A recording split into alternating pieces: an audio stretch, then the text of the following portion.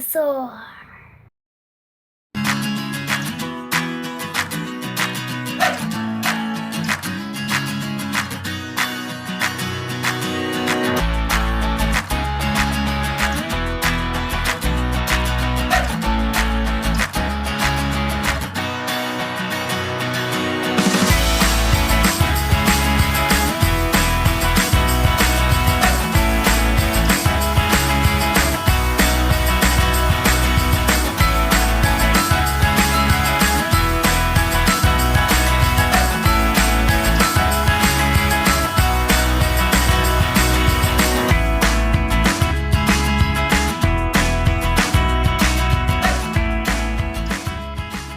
Video is powered by Digital Practice. We've had these toys for the past 15 to 40 years because we have a place to put them.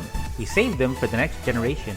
Our houses save lives, they save on costs, they save toys, kids happy.